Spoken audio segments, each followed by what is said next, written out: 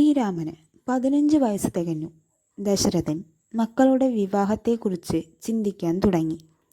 അങ്ങനെയിരിക്കെ അയോധ്യയിലേക്ക് വിശ്വാമിത്ര മഹർഷി എഴുന്നള്ളി. കൂശിക വംശത്തിൽ പിറന്നൊരു രാജാവായിരുന്നു അദ്ദേഹം. ഒരിക്കൽ നായാട്ടു കഴിഞ്ഞ് മടങ്ങുമ്പോൾ വസിഷ്ഠ മഹർഷിയുടെ ആശ്രമത്തിൽ അദ്ദേഹം എത്തുവാനിടയായി. വസിഷ്ഠനാകട്ടെ ഒരു രാജാവിനെ സൽക്കരിക്കേണ്ട വിധം തന്നെ വിശ്വാമിത്രനെയും കൂടെയുള്ളവരെയും ഉപാചരിച്ചു. ആവശ്യപ്പെടുന്നതെല്ലാം നൽകുന്ന കാമധേനു എന്ന പശുവാണ് വസിഷ്ഠനെ അക്കാര്യത്തിൽ സഹായിച്ചിരുന്നത്. ഇക്കാര്യം മനസ്സിലാക്കിയ രാജാവ് ആ ദിവ്യ പശുവിനെ നൽകണമെന്നും ആവശ്യപ്പെട്ടു. പകരം അനേകം പശുക്കളെ കൊടുക്കാമെന്നും വിശ്വാമിത്രൻ പറഞ്ഞു. എന്നാൽ ആ വാഗ്ദാനങ്ങളൊന്നും വസിഷ്ഠനെ വഴങ്ങിക്കൊടുത്തില്ല. ബലം പ്രയോഗിച്ച് അതിനെ പിടിച്ചുകെട്ടി കൊണ്ടുപോകാൻ വിശ്വാമിത്രൻ്റെ സേനകൾ ഒരുമ്പിട്ടു. പക്ഷേ കാമധേനു പെട്ടെന്ന് വാലുയർത്തി ഒരു സംഹാരരൂപിണിയായി നിന്നു. അവളുടെ ഓരോ അവയവങ്ങളിൽ നിന്നും വിവിധ യോദ്ധാക്കൾ ഉത്ഭവിച്ചു വിശ്വാമിത്ര സേനയുമായി ഏറ്റുമുട്ടി. വിശ്വാമിത്രൻ അയച്ച അമ്പുകളെല്ലാം വസിഷ്ഠൻ കൈകൊണ്ട് പിടിച്ചെടുത്തു. ഒടുവിൽ ബ്രഹ്മതേജോ ബലത്തിലാണ് ബ്രഹ്മതേജസ്സിനാണ് ശത്രുതേജസ്സിനേക്കാൾ ബലമുള്ളതെന്ന് വിശ്വാമിത്രന് ബോധ്യമായി. ഒരു ഋഷിയുടെ ശക്തി രാജാവിനേക്കാൾ വലുതാണെന്ന് വിശ്വാമിത്രൻ മനസ്സിലാക്കി. ആ ഉദ്യമത്തിൽ നിന്ന് പിന്തിരിയുകയും തുടർന്ന് ആ ശക്തി നേടിയെടുക്കുന്നതിനായി കഠിന തപസ് ആരംഭിച്ചു. ആരുടെ ഏത് തപസ്സും തൻ്റെ ഇന്ദ്രപട്ടത്തെ ബാധിച്ചേക്കും എന്ന് കരുതി പോരാറുള്ള ദേവേന്ദ്രൻ വിശ്വാമിത്രൻ്റെ തപസ് മുടക്കാൻ പലതവണ ശ്രമിച്ചു. എന്നാൽ വിശ്വാമിത്രൻ തന്നെ ഒടുവിൽ ജയിച്ചു. പിന്നീട് മഹാബ്രഹ്മശ്രീ എന്ന പദവി അദ്ദേഹം നേടി. ലോകമെങ്ങും കീർത്തികേട്ട ബ്രഹ്മശ്രീ വിശ്വാമിത്രനെ എല്ലാവരും ബഹുമാനിക്കുകയും ഭയപ്പെടുകയും ചെയ്തു. രാജധാനിയിൽ പ്രവേശിച്ച വിശ്വാമിത്രനെ ദശരഥനും വസിഷ്ഠനും പത്നിമാരും പുത്രന്മാരും ചേർന്ന് വന്ദിച്ച് എതിരേറ്റു കൊണ്ടുപോയി. ഷോഡോപചാരങ്ങൾ എല്ലാം നടത്തി പൂജിച്ചു. മഹർഷി അവയെല്ലാം സ്വീകരിച്ച് രാജകുടുംബത്തെ ആശീർവദിച്ചു. അതിനുശേഷം ആഗമനോദ്ദേശം ഭക്തി ബഹുമാനപൂർവം മഹർഷിയോട് ദശരഥൻ പറഞ്ഞു. അദ്ദേഹം ഇപ്രകാരം ആവശ്യപ്പെട്ടു: ഞാൻ സർവജന സംതൃപ്തി ലക്ഷ്യമാക്കി അമാവാസി തോറും നടത്തിവരാറുള്ള യാഗം അങ്ങേക്ക് അറിവുണ്ടല്ലോ. എന്നാൽ കുറച്ചുകാലമായി രാവണന്റെ ബന്ധുക്കളായ മാരീചൻ, സുബാഹു തുടങ്ങിയ രാക്ഷസന്മാർ ഉപദ്രവിച്ചു വരുന്നു. അവർ മൃഗങ്ങളെ കൊന്ന് യാഗാഗ്നിയിലേക്ക് രക്തം ഒലിപ്പിച്ചും മാംസം വലിച്ചെറിഞ്ഞും യാഗങ്ങൾ മുടക്കുന്നു. ആ ശല്യം മാറ്റിക്കിട്ടാനായിട്ടാണ് ഞാൻ വന്നിരിക്കുന്നത്. ഞാൻ യാഗദീക്ഷ സ്വീകരിച്ചതുകൊണ്ട് അവരോട് യുദ്ധം ചെയ്യാനും നിവർത്തിയില്ല. അതാണോ കാര്യം? ഇപ്പോൾ തന്നെ ഞാൻ കൂടെ പുറപ്പെടാം. അങ്ങ് വരണ്ട. എൻ്റെ താപശക്തി കൊണ്ട് തന്നെ അവരെ വധിക്കാൻ കഴിയും. പക്ഷേ അപ്രകാരം ചെയ്യേണ്ട ഒരു വിഷയമല്ല ഇത്. രാമനാണ് അതിന് പോന്നവൻ. ഞങ്ങളുടെ താപാചാര്യങ്ങൾ വിഘ്നം കൂടാതെ നടത്തുവാൻ രാമനെ 10 ദിവസത്തേക്ക് വിട്ടുതരണം. രാമന് മാത്രമേ അതിന് സാധിക്കുകയുള്ളൂ. ഈ വാക്കുകൾ കേട്ട ദശരഥൻ സ്തംഭിച്ചു നിന്നുപോയി. അദ്ദേഹം വളരെ ദുഃഖിതനായി തീർന്നു. അദ്ദേഹത്തിന് രാമനെ അയക്കാൻ തീരെ മനസ്സ് വന്നില്ല. രാമനെ പിരിയാൻ ശക്തനല്ലാത്തതുകൊണ്ട് ദശരഥൻ ഇപ്രകാരം പറഞ്ഞു: രാമൻ കേവലം ഒരു ബാലനല്ലേ? അവന് രാക്ഷസരോട് എതിർക്കാൻ കെൽപ്പുണ്ടോ? ഒന്നും അറിയാൻ പാടില്ലാത്ത ഈ കുട്ടിയെ എങ്ങനെ ഞാൻ കാട്ടിലേക്ക് അയക്കും? ഞാൻ ചതുരംഗ സേനകളുമായി ആശ്രമത്തിലേക്ക് വന്ന് എല്ലാ രാക്ഷസന്മാരെയും വധിച്ച് യാഗരക്ഷ ചെയ്താൽ പോരെ? രാമനെ അയച്ചു തരാൻ എനിക്ക് സാധിക്കുകയില്ല. ത്രിശങ്കു സ്വർഗസ്ഥനെ പോലെ ദശരഥൻ ധർമ്മസങ്കടത്തോടെ പറഞ്ഞു നിർത്തി. വിശ്വാമിത്രൻ്റെ കണ്ണുകൾ കോപം കൊണ്ട് ജ്വലിച്ചു. ദശരഥൻ്റെ ഈ ഭാവപ്രകടനമൊന്നും സ്വതേ അഹങ്കാരിയും ഗർവിഷ്ഠനുമായ വിശ്വാമിത്രന് സഹിച്ചില്ല. എനിക്ക് ആവശ്യം ഇപ്പോൾ അങ്ങയുടെ മൂത്ത പുത്രൻ രാമനെയാണ്. രാമനെ എൻ്റെ കൂടെ അയച്ചു തന്നില്ലെങ്കിൽ നീയും നിന്റെ വംശവും തന്നെ നശിക്കുമെന്ന് ഓർക്കണം. ഭീഷണി സ്വരത്തിലുള്ള ഈ വാക്കുകൾ കേട്ട് ദശരഥന് സഹിക്കാൻ വയ്യാത്ത സങ്കടമുണ്ടായി. അത് ശ്രദ്ധിച്ച മഹർഷി മറ്റൊരു രീതിയിൽ വിഷയം അവതരിപ്പിച്ചു. ദശരഥ, രാമനെയും മറ്റും കൊണ്ടുള്ള ഉപകാരം ഈ രാജധാനിയിൽ മാത്രം ഒതുങ്ങേണ്ടതല്ലോ. എല്ലാ പ്രജകൾക്കും അത് ലഭിച്ചിരിക്കണം. സൂര്യവംശത്തിൽ പിറന്ന നിന്റെ ധർമ്മം എൻ്റെ ആവശ്യത്തെ അനാദരിക്കുന്നതാണെങ്കിൽ അങ്ങനെ തന്നെ നടക്കട്ടെ. ഇത്രയും പറഞ്ഞ് വിശ്വാമിത്രൻ മടങ്ങിപ്പോകുവാൻ ഒരുങ്ങി. തന്നെ ശരിക്കും അറിയാവുന്ന വസിഷ്ഠനെ ഒന്ന് നോക്കുകയും ചെയ്തു. ദശരഥൻ്റെ മന്ത്രിയും പുരോഹിതനുമായ വസിഷ്ഠൻ വിശ്വാമിത്രൻ്റെ യോഗ്യതകൾ രാജാവിനെ പറഞ്ഞു ബോധ്യപ്പെടുത്തി.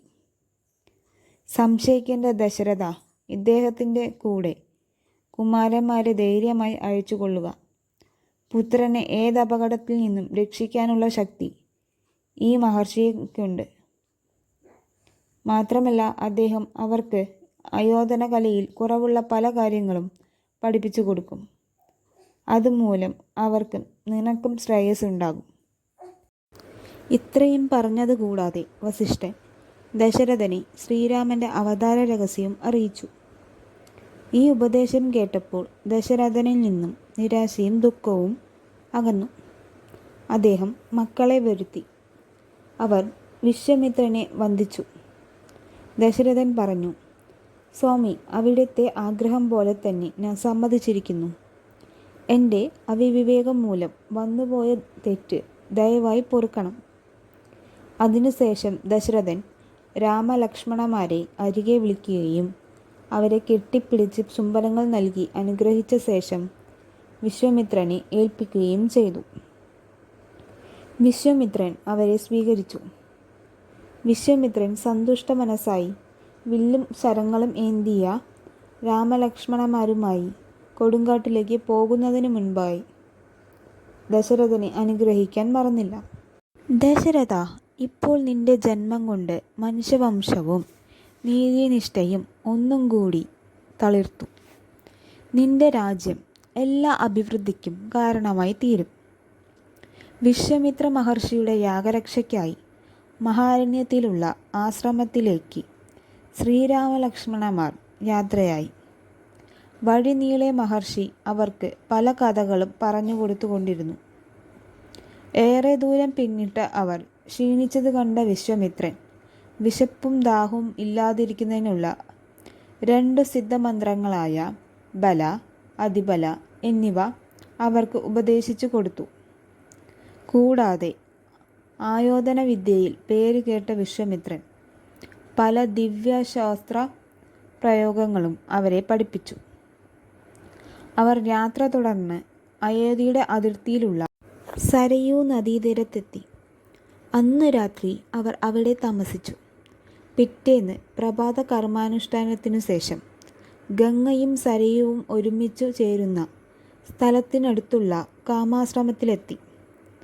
ദേവകളുടെ അപേക്ഷയനുസരിച്ച് ശ്രീ പരമേശ്വരൻ്റെ തപസ് മുടക്കാൻ കാമദേവൻ വസിച്ചിരുന്ന ആ ആശ്രമത്തിൻ്റെ കഥ വിശ്വാമിത്രൻ പറഞ്ഞുകൊടുത്തു.